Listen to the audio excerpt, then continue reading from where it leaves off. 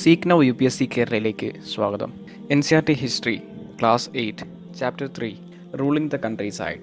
ഈ പാഠത്തിൽ ബ്രിട്ടീഷുകാർ ഇന്ത്യയിലെ നാട്ടുരാജ്യങ്ങളെയും ഗ്രാമങ്ങളെയും ഭരിക്കുന്നത് എങ്ങനെയാണ് ആരംഭിച്ചത് ഇതിനെക്കുറിച്ചാണ് പറയുന്നത്. The company becomes the diwan. 1765 August 12 Mughal ചക്രവർത്തി ഈസ്റ്റ് ഇന്ത്യ കമ്പനിയെ ബംഗാളിൻ്റെ ദിവാനായി പ്രഖ്യാപിച്ചു. യഥാർത്ഥത്തിൽ ഈയൊരു ചടങ്ങ് റോബർട്ട് ക്ലീവ് അദ്ദേഹത്തിൻ്റെ ടെൻറ്റിൽ വെച്ചുകൊണ്ടാണ് സംഭവിച്ചതെങ്കിലും അവിടെ കാണികളായി കുറച്ച് ഇംഗ്ലീഷുകാരും കുറച്ച് ഇന്ത്യക്കാരുമൊക്കെ ഉണ്ടായിരുന്നു. പക്ഷേ ക്ലീവിൻ്റെ നിർദ്ദേശപ്രകാരം വരച്ച ഈ ചിത്രത്തിൽ അത് രാജാവിൻ്റെ അധ്യക്ഷതയിൽ വലിയ ഒരു ചടങ്ങായിട്ടാണ് അതിനെ ചിത്രീകരിച്ചിരിക്കുന്നത്. കഴിഞ്ഞ പാഠങ്ങളിൽ നാം പറഞ്ഞതുപോലെ ബ്രിട്ടീഷുകാർ ഓരോന്നിനെയും അവരുടെ ചിന്തയുടെയും അവരുടെ ആഗ്രഹത്തിൻ്റെയും അടിസ്ഥാനത്തിൽ ചിത്രീകരിച്ചതുപോലെ തന്നെയാണ് ഈ ഒരു സംഭവത്തിലും നമുക്ക് കാണാൻ കഴിയുന്നത്. ബംഗാളിലെ ദിവാനായി കമ്പനി മാറിയതോടെ ആ വലിയ പ്രദേശത്തിലെ സാമ്പത്തിക കാര്യങ്ങൾ മുഴുവനും കമ്പനിയുടെ അധീനതയിലേക്ക് മാറി. അതുകൊണ്ട് തന്നെ കമ്പനിക്ക് ഇപ്പോൾ വലിയ വരുമാനത്തെക്കുറിച്ചും ആ നാട്ടിൻ്റെ സാമ്പത്തിക കാര്യങ്ങളെക്കുറിച്ചും ചിന്തിക്കേണ്ടതായി വന്നു. അങ്ങനെ ആ പ്രദേശത്ത് നിന്ന് കമ്പനിക്ക് ആവശ്യമായ എല്ലാ സമ്പത്തും നേടിയെടുക്കാൻ കഴിഞ്ഞു. അതോടൊപ്പം തന്നെ കമ്പനിക്ക് ആവശ്യമായ സാധനങ്ങളൊക്കെ വാങ്ങാനും അവർ നിർമ്മിക്കുന്നതൊക്കെ വിൽക്കാനും ഉള്ള സാഹചര്യങ്ങൾ കൂടുതലായി സൗകര്യപ്പെട്ടു. അങ്ങനെ കമ്പനി പതിയെ പതിയെ ബംഗാളിലെയും മറ്റ് പ്രദേശങ്ങളുടെയും കാര്യങ്ങൾ കൂടുതൽ മനസ്സിലാക്കുന്നതോടുകൂടി കുറച്ചുകൂടി തന്ത്രപരമായി കാര്യങ്ങളെ സമീപിക്കാൻ അവർ പഠിച്ചു. ഒരു പുറത്തുനിന്ന് വന്ന ഒരു വിദേശ ശക്തി എന്ന രീതിയിൽ തന്നെ അവർക്ക് മുമ്പ് ഈ നാടുകളൊക്കെ ഭരിച്ചിരുന്ന രാജാക്കന്മാരെയും നാട്ടുപ്രമാണികളെയും തൃപ്തിപ്പെടുത്തേണ്ടതായി വന്നു. അതിലൂടെ അധികാരവും മറ്റ് ആനുകൂല്യങ്ങളൊക്കെ ആസ്വദിക്കുകയും ചെയ്തു. അതിനു പുറമെ ഈ പഴയ നാട്ട് പ്രമാണികളെയും രാജാക്കന്മാരെയും ഒക്കെ നിയന്ത്രിച്ചിരുന്നുവെങ്കിൽ പോലും അവരെ പൂർണ്ണമായി ഇല്ലാതാക്കാൻ ബ്രിട്ടീഷുകാർ തുനിഞ്ഞില്ല. കാരണം ഈ നാടുകളിലൊക്കെ കൂടുതൽ സ്വാധീനം ചെലുത്തുന്നതിന് വേണ്ടിയാണ് ഇത്തരത്തിലുള്ള ഒരു നിലപാട് നയം ബ്രിട്ടീഷുകാർ സ്വീകരിച്ചത്. റവന്യൂ ഫോർ ദ കമ്പനി, കമ്പനിയുടെ വരുമാനം. കമ്പനി ബംഗാളിൻ്റെ ദിവാനായി മാറി. പക്ഷേ എങ്കിലും ഇപ്പോഴും ജനങ്ങൾ കമ്പനിയെ ഒരു വിദേശ വ്യാപാരി എന്ന് മാത്രമേ കാണുന്നുണ്ടായിരുന്നുള്ളൂ. കമ്പനിക്ക് വലിയ വരുമാനം ആവശ്യമായി വന്നു. പക്ഷേ സാധാരണ രീതിയിലുള്ള ഒരു നികുതി പിരിവ് അതിൽ നിന്ന് മറ്റൊരു തരത്തിലേക്ക് മാറാൻ കമ്പനി വിസമ്മതിച്ചു. കമ്പനി ഇക്കാലത്തൊക്കെ ആഗ്രഹിച്ചതും പ്രവർത്തിച്ചതുമൊക്കെ വലിയ വരുമാനം നേടുകയും ചെറിയ വിലയ്ക്ക് മുന്തിയ ഇനം പരുത്തിയും പട്ടു വസ്ത്രങ്ങളുമൊക്കെ ഇന്ത്യയിൽ നിന്ന് സാധ്യമാക്കുക എന്നതുമായിരുന്നു കമ്പനിയുടെ ഏറ്റവും വലിയ ലക്ഷ്യം. 5 വർഷം കൊണ്ട് തന്നെ കമ്പനി വാങ്ങിക്കൊണ്ടിരുന്ന ചരക്കുകളുടെ വില 2 മടങ്ങായി വർദ്ധിച്ചു. 1865 മുന്നേ കമ്പനി ഓരോ സാധനങ്ങളും ഇന്ത്യയിൽ നിന്ന് വാങ്ങിച്ചിരുന്നത് സ്വർണവും വെള്ളിയും കൊടുത്തായിരുന്നു. പിന്നീട് കമ്പനിക്ക് അധികാരം വന്നപ്പോൾ, ദിവാനായി മാറിയപ്പോൾ നാടുകളിൽ നിന്ന് പിരിച്ചിരുന്ന ചുങ്കത്തിൽ നിന്നും മറ്റ് നികുതിയിൽ നിന്നും ഒക്കെ വരുമാനം കണ്ടെത്തുകയും അതുപയോഗിച്ചുകൊണ്ട് സാധനങ്ങൾ വാങ്ങുകയും ചെയ്തു. വൈകാതെ തന്നെ ബംഗാളിൻ്റെ സാമ്പത്തിക അവസ്ഥ വളരെയധികം താഴ്ന്നു, ഇടിവുകൾ സംഭവിച്ചു. അങ്ങനെ ഗ്രാമങ്ങളിലുള്ള കലാകാരന്മാർ അവർ ഗ്രാമങ്ങളിൽ നിന്ന് പോയി. കാരണം കമ്പനി അവരിൽ നിന്ന് അവരുടെ ഉൽപ്പന്നങ്ങളൊക്കെ ചെറിയ പൈസയ്ക്ക്, ചെറിയ വിലയ്ക്ക് നൽകാൻ അവരെ വല്ലാണ്ട് ഫോഴ്സ് ചെയ്തപ്പോൾ അവർ ഗ്രാമങ്ങളിൽ നിന്ന് പോയി. അതുപോലെ കർഷകരൊക്കെ അവർക്ക് ഈ കമ്പനി പറയുന്നതിനനുസരിച്ചുള്ള കൊടുക്കുന്ന വലിയ ഡിമാൻഡുകൾ അത് കവർ ചെയ്യാൻ പറ്റാത്ത ഒരവസ്ഥയിലേക്ക് മാറി. അതുകൊണ്ട് തന്നെ കലാകാരന്മാർ പോയി, കർഷകർ അവരുടെ ഉൽപ്പന്നങ്ങൾ കൊടുക്കാൻ അത്രത്തോളം ഇല്ലാത്ത അവസ്ഥ. അങ്ങനെ വന്നപ്പോൾ ഗ്രാമത്തിൽ നിന്നുള്ള ഉൽപ്പാദനം കുറഞ്ഞു. കൃഷിയിലും നല്ല ഇടിവ് വന്നു. അങ്ങനെ 1770 ആകുമ്പോഴേക്കും 10,000 ലക്ഷക്കണക്കിന് ആളുകൾ അവിടെ ഉണ്ടായ ക്ഷാമത്തിൽ കൊല്ലപ്പെടുകയുണ്ടായി.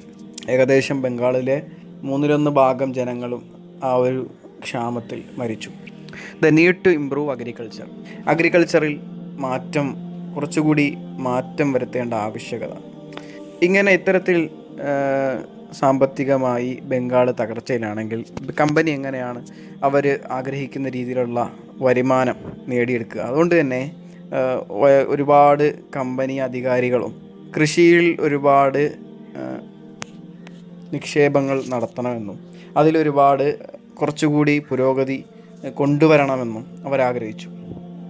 അങ്ങനെ 2 വർഷത്തോളം 20 വർഷത്തോളം ഈ ഒരു വിഷയത്തിൽ വളരെയേറെ ചർച്ചകളും സംവാദങ്ങളുമൊക്കെ നടന്നതിന് ശേഷം കമ്പനി 1793 പെർമനൻ്റ് സെറ്റിൽമെൻറ്റ് എന്നൊരു വ്യവസ്ഥ കൊണ്ടുവരികയാണ്. ഈ ഒരു വ്യവസ്ഥയുടെ അടിസ്ഥാനത്തിൽ രാജാക്കന്മാരും താലൂക്ക്ദാർമാരും ഇവരൊക്കെ ജമീന്ദാറായി മാറും.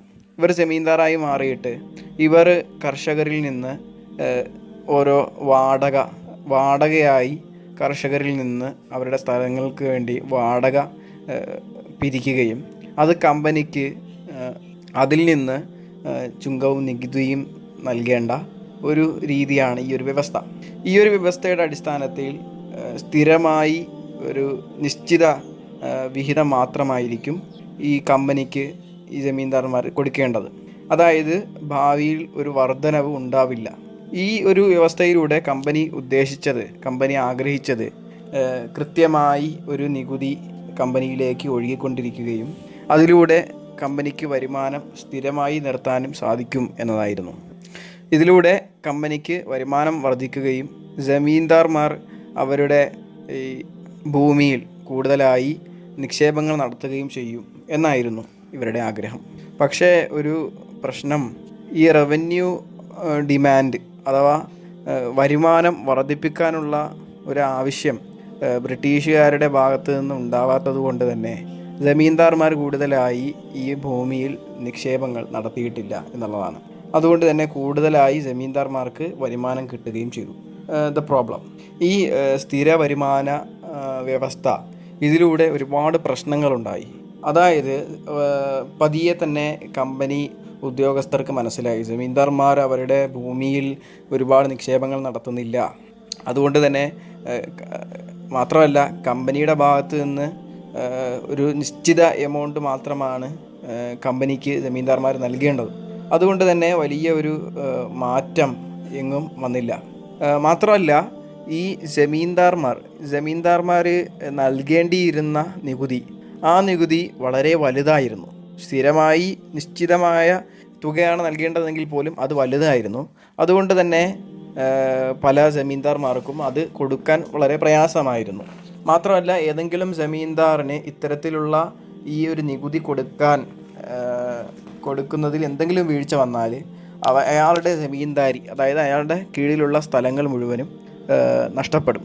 അങ്ങനെ ഒരുപാട് സ്ഥലങ്ങൾ ഈ ഒരു രീതിയിൽ കമ്പനിയുടെ അധീനതയിലേക്ക് വരികയും ചെയ്തു. 19-ാം നൂറ്റാണ്ടിൻ്റെ ആദ്യ ദശകത്തിൽ, ആദ്യ 10 വർഷം ഈ കാര്യങ്ങളൊക്കെ വളരെയധികം മാറ്റം വന്നിരുന്നു. കാരണം ഈ ഓരോ ഉൽപ്പന്നങ്ങൾക്കുള്ള കമ്പോള വില വർദ്ധിച്ചു. അതിനെ തുടർന്ന് തന്നെ കൃഷിയും പതിയെ തന്നെ വർദ്ധിച്ചിരുന്നു. ഇതിലൂടെ ജമീന്ദാർമാർക്ക് വരുമാനം കൂടി.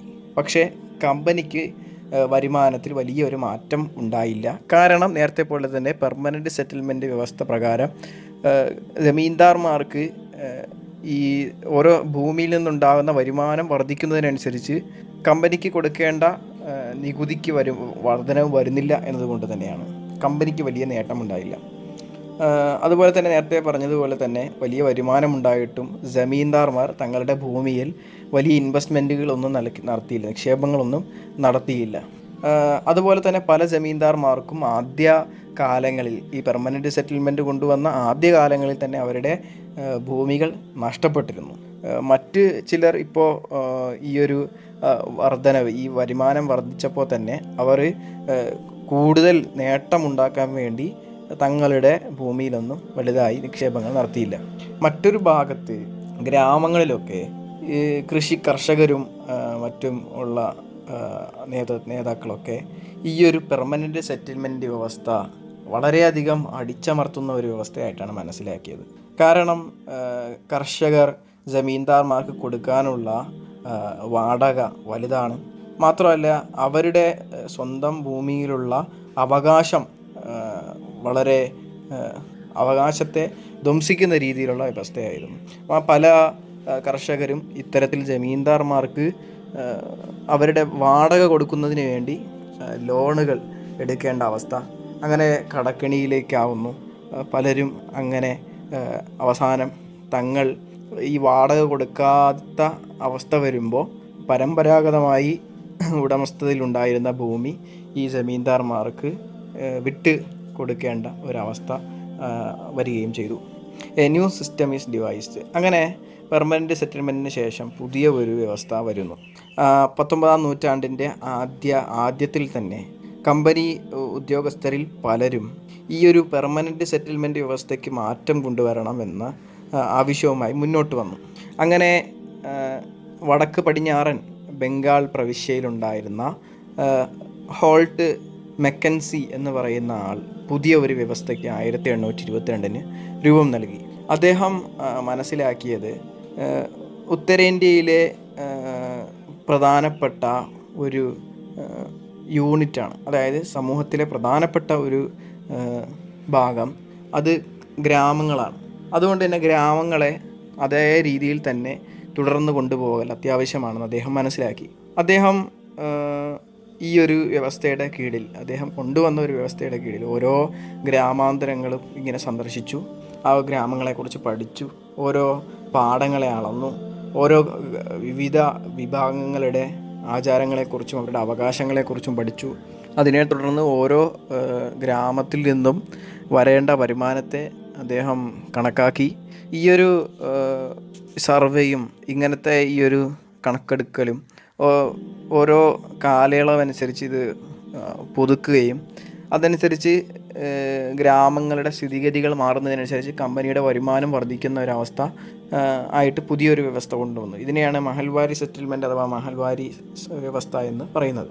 വേറൊരു വ്യവസ്ഥയാണ് മുൺറോ വ്യവസ്ഥ. ബ്രിട്ടീഷുകാർക്ക് ദക്ഷിണേന്ത്യയിൽ ഒരുപാട് സ്ഥലങ്ങളിലും അവർക്ക് അധികാരമുണ്ടായിരുന്നു. അവിടെയൊക്കെയും ഈ പെർമനൻ്റ് സെറ്റിൽമെൻറ്റ് വ്യവസ്ഥയിൽ നിന്ന് ഒരുപാട് മാറ്റങ്ങൾ ആവശ്യപ്പെട്ടിരുന്നു. അങ്ങനെ അവിടെ റോയറ്റ് വാരി വ്യവസ്ഥ കൊണ്ടുവന്നു. അത് എന്താണെന്ന് വെച്ചാൽ ക്യാപ്റ്റൻ അലക്സാണ്ടർ റീഡും അതുപോലെ തോമസ് മുൺറോയും അവർ വികസിപ്പിച്ചെടുത്തതാണ് റോയറ്റ് വാരി സിസ്റ്റം.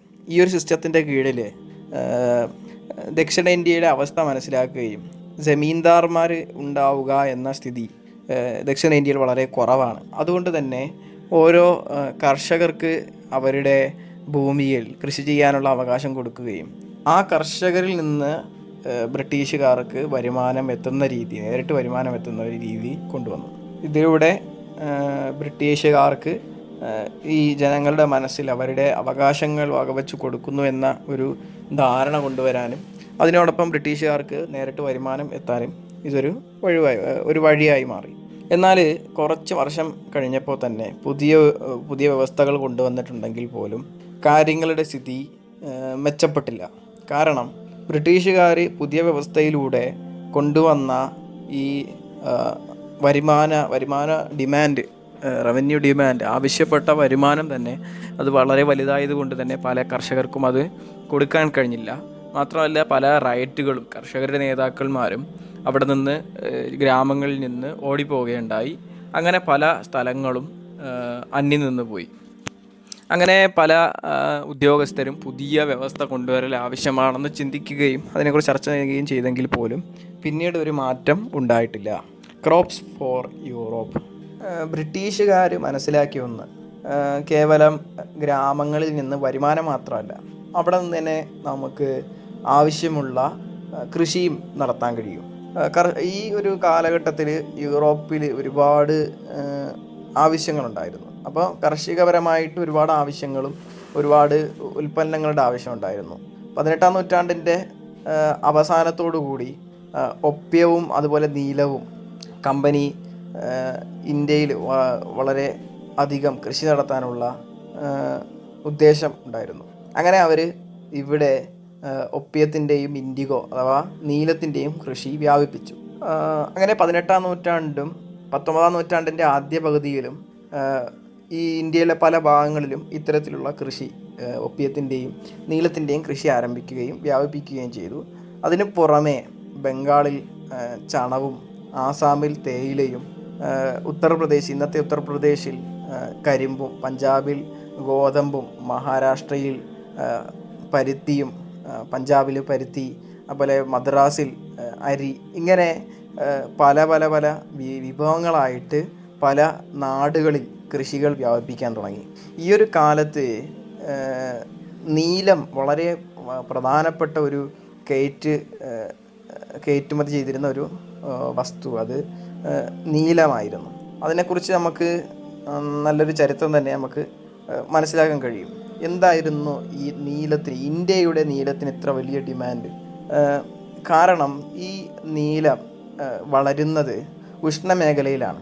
13-ാം നൂറ്റാണ്ടിൽ ഈ ഇന്ത്യയിൽ നിന്നുള്ള ഈ നീലമായിരുന്നു ഇറ്റലിയിലും ഫ്രാൻസിലും ബ്രിട്ടനിലും ചായം മുക്കുന്നതിന് വേണ്ടി ഉപയോഗിച്ചുകൊണ്ടിരുന്നത്.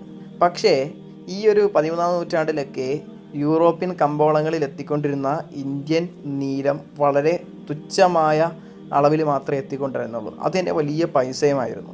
അങ്ങനെ വലിയ വിലയുള്ളത് കൊണ്ട് തന്നെ യൂറോപ്യൻ ഈ വസ്ത്ര വ്യവസായികൾ അവർ വൂഡ് എന്ന് പറയുന്ന ശീതോഷ്ണ മേഖലയിൽ വളരുന്ന യൂറോപ്പിന് വളരെയധികം പെട്ടെന്ന് ലഭിക്കുന്ന വൂഡ് എന്ന ചെടിയിൽ നിന്ന് നീല ചായം ഉൽപ്പാദിപ്പിക്കാൻ തുടങ്ങി. ഇത് ഇറ്റലിയിലും ഫ്രാൻസിലും ജർമ്മനിയിലും ബ്രിട്ടനിലുമൊക്കെ വ്യാപകമായി കൃഷി ചെയ്യാനും തുടങ്ങി.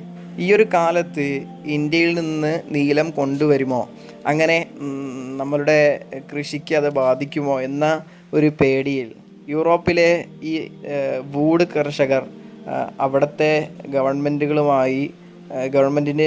വളരെയധികം സമ്മർദ്ദം ചെലുത്തുകയും ഈ നീലത്തിൻ്റെ ഇറക്കുമതിയെ തടയുകയും ചെയ്തു. പക്ഷേ എന്നാൽ പോലും നീലം തന്നെയാണ് പല വ്യവസായികളും ഈ ചായം മുക്കുന്നതിന് വേണ്ടി ഉപയോഗിച്ചത്. കാരണം ഇന്ത്യയിലെ നീലമെന്ന് പറയുന്നത് വളരെ നല്ല നീല കളറായിരുന്നു, നീല നിറമായിരുന്നു. പക്ഷേ ഈ വൂഡ് എന്ന് പറയുന്നത് മങ്ങിയ നിറവുമായിരുന്നു. അങ്ങനെ 17-ാം നൂറ്റാണ്ടാവുമ്പോഴേക്കും വീണ്ടും ഗവൺമെൻറ്റിനോട് പല വസ്ത്ര വ്യവസായികളും വ്യാപാരികളും ഉൽപ്പാദകരും ഗവൺമെൻറ്റിനോട് പറയുകയും നീലത്തിൻ്റെ ഇറക്കുമതിയെ പ്രോത്സാഹിപ്പിക്കുകയും ചെയ്തു.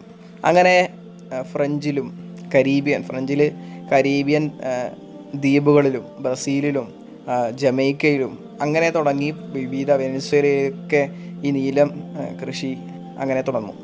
പക്ഷേ 18-ാം നൂറ്റാണ്ടിൻ്റെ അവസാനമാകുമ്പോഴേക്കും ഇന്ത്യയുടെ നീലത്തിന് വളരെയധികം ഡിമാൻഡ് കൂടുകയും അതിൻ്റെ കാരണം ബ്രിട്ടൻ വസ്ത്ര നിർമ്മാണം വ്യാപിപ്പിച്ചത് കൊണ്ട് തന്നെയാണ്. അങ്ങനെ ഡിമാൻഡ് വർദ്ധിപ്പിക്കുകയും ഇന്ത്യയിൽ നിന്ന് ഒരുപാട് നീലം ആവശ്യമായി വരികയും ചെയ്തു. അതിന് വേറെയും കാരണങ്ങളുണ്ട്. കാരണം യൂറോപ്പിൽ ഉൽപ്പാദിപ്പിച്ചു കൊണ്ടിരുന്ന നീലം, അതായത് ഇന്ത്യൻ ഇൻഡിഗോ, അതിന് പല കാരണങ്ങൾ കൊണ്ട് അതിന് ഇടിവ് സംഭവിച്ച് അത് ഇല്ലാതെയായി. അതുകൊണ്ട് തന്നെയാണ് ഇന്ത്യയുടെ നീലത്തിന് ആവശ്യം വന്നത്. അങ്ങനെ ബ്രിട്ടീഷുകാർ സ്വാഭാവികമായും ഇന്ത്യയിലേക്ക് തിരിയുകയും ഇന്ത്യയുടെ നീലത്തിൻ്റെ ആവശ്യം വർദ്ധിക്കുകയും ചെയ്തു.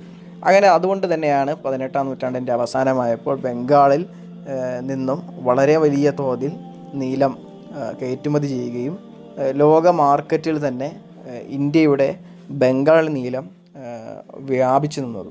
1788 ആയപ്പോഴേക്കും 1788 ബ്രിട്ടൻ 30% നീലം മാത്രമാണ് ഇന്ത്യയിൽ നിന്ന് ഇറക്കുമതി ചെയ്തുകൊണ്ടിരുന്നെങ്കിൽ 1810 ആയപ്പോഴേക്കും 95% നീലവും ഇന്ത്യയിൽ നിന്നായിരുന്നു ഇറക്കുമതി ചെയ്തുകൊണ്ടിരുന്നത്.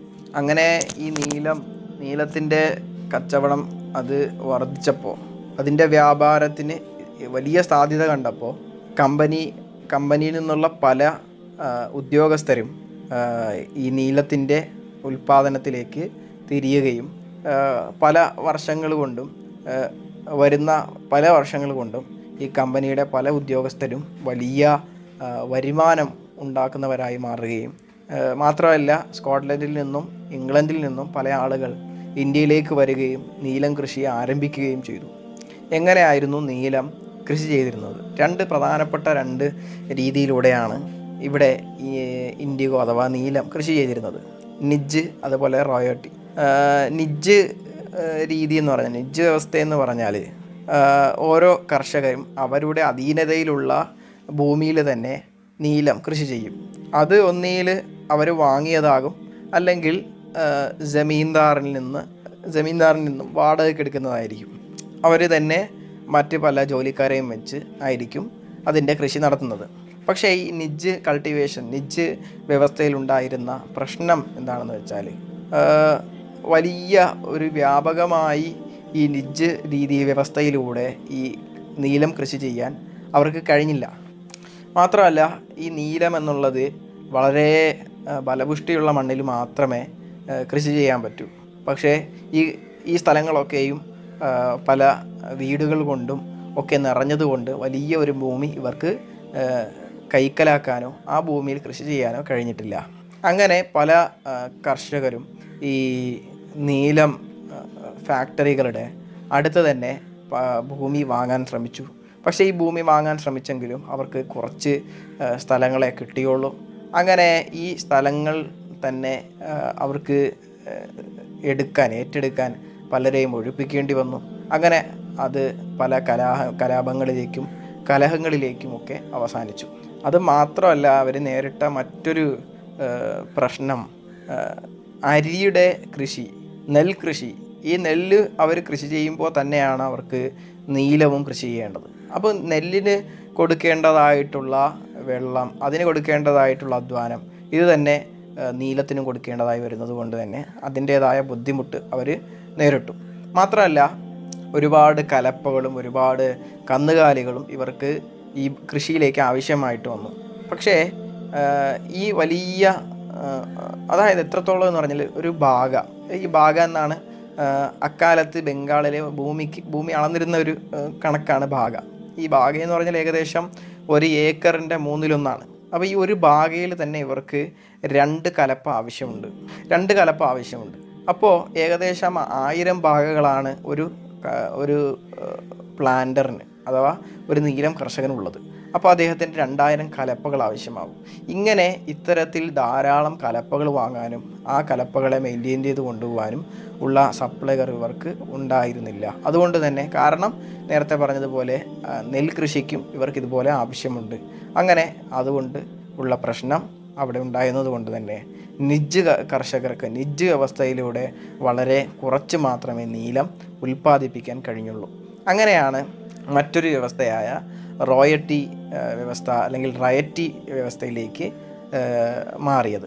അപ്പോൾ ഈ റയറ്റി വ്യവസ്ഥയിൽ എന്ന് പറയുമ്പോൾ ഈ കർഷകരൊക്കെ നിർബന്ധിതമായി ഒരു കരാറ് ഒപ്പിടേണ്ടതായുണ്ടായിരുന്നു. പലപ്പോഴും ആ ഗ്രാമത്തിലെ മുഖ്യൻ ഈ റയറ്റ്സുകൾക്ക് വേണ്ടി ഒപ്പിടേണ്ടി വരും.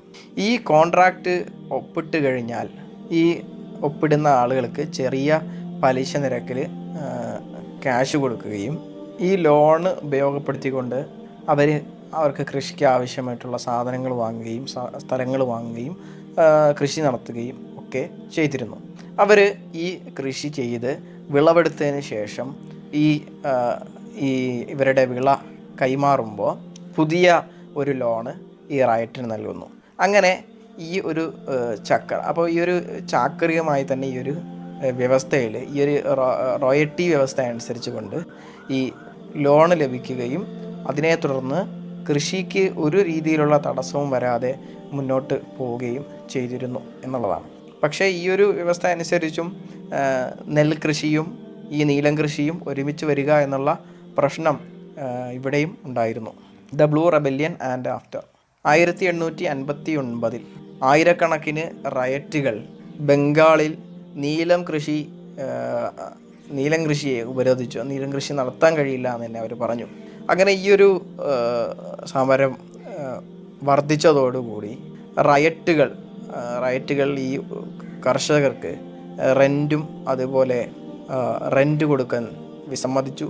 അങ്ങനെ പല നീലം ഫാക്ടറികളും ആക്രമിക്കപ്പെട്ടു.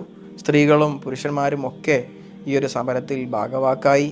അങ്ങനെ ഈ നീലം ഉൽപ്പാദകർക്ക് വേണ്ടി പ്രവർത്തിച്ചവരൊക്കെ ഈ സമൂഹത്തിൽ നിന്ന് അവരെ പുറത്താക്കി.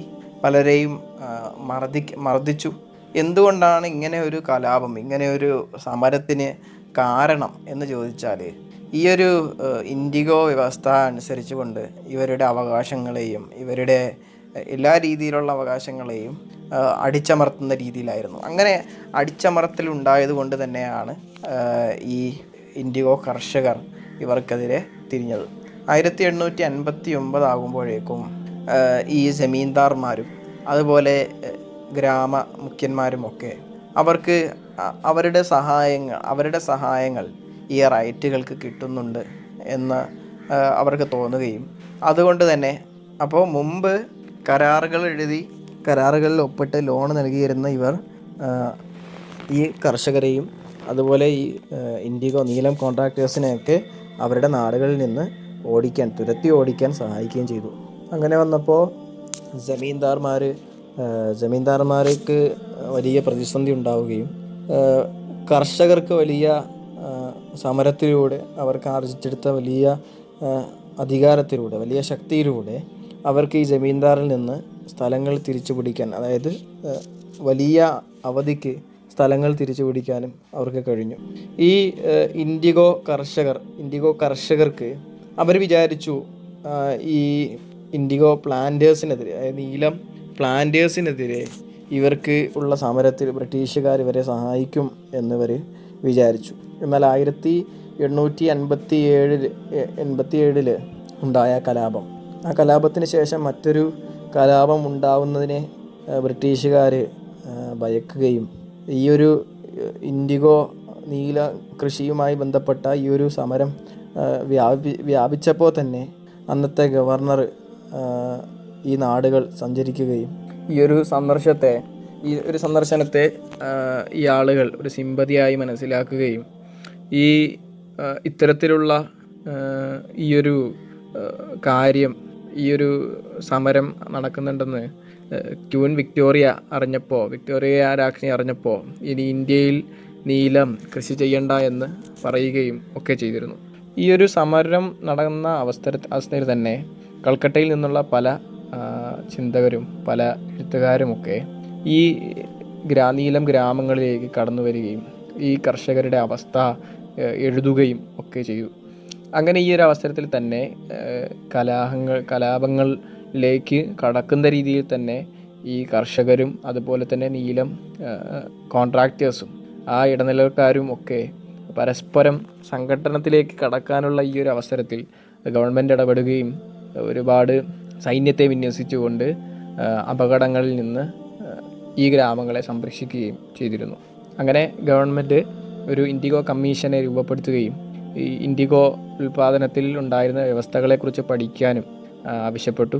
അങ്ങനെ ഈ കമ്മീഷൻ്റെ പഠനമനുസരിച്ച് ഈ ഇൻഡിഗോ പ്ലാന്റേഴ്സ്, ആ ഇടനിലക്കാരൊക്കെ അവരുടെ ഭാഗത്ത് കുറ്റമുണ്ടെന്ന് തെളിയുകയും അവർ കൊണ്ടുവന്ന വ്യവസ്ഥകളുടെ പോരായ്മകൾ മനസ്സിലാക്കുകയും ഇത്തരത്തിലുള്ള ഇൻഡിഗോ ഉൽപ്പാദനം അത് റയറ്റുകൾക്ക് വരുമാനമുണ്ടാക്കുന്ന ഒന്നല്ല എന്നും ഒക്കെ കണ്ടെത്തുകയും ഇനി ഇന്ത്യയിൽ ഇത്തരത്തിലുള്ള ഒരു നീലം കൃഷി വേണ്ട എന്ന് ഒരു അവസാനത്തിലേക്ക് എത്തുകയും ചെയ്തു.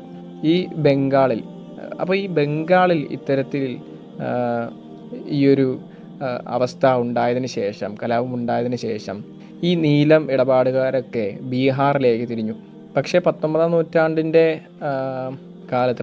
നൂറ്റാണ്ടിൻ്റെ അവസാന കാലത്ത് നിർമ്മിതമായിട്ടുള്ള നീലം വന്നപ്പോൾ ഈ നീലത്തിൻ്റെ കൃഷിക്ക് വളരെ ഇടിവ് വരികയും ഈ ഒരു വിഷയം മഹാത്മാഗാന്ധിയെ ധരിപ്പിക്കുകയും അദ്ദേഹം സൗത്ത് ആഫ്രിക്കയിൽ നിന്ന് മടങ്ങി വന്നപ്പോൾ നീലം കർഷകരിൽ നിന്നുള്ള ചിലർ, ബീഹാറിലെ നീലം കർഷകരിൽ നിന്നുള്ള ചിലർ അദ്ദേഹത്തിന് ചമ്പാരൻ സന്ദർശിക്കണമെന്ന് പറയുകയും അങ്ങനെ നീലം കർഷകരുടെ അവസ്ഥ മനസ്സിലാക്കി മഹാത്മാഗാന്ധി 1917 അവിടെ സമരം ആയി തുടങ്ങുകയും അവർക്കെതിരെ നീലം പ്ലാന്റേഴ്സിനെതിരെ, നീലം ഇടനിലക്കാർക്കെതിരെ വലിയ മുന്നേറ്റങ്ങൾ കൊണ്ടുവരികയും ചെയ്തിരുന്നു. അടുത്ത പാഠവുമായി ഇനി കാണുന്നത് വരെ ഗുഡ് ബൈ.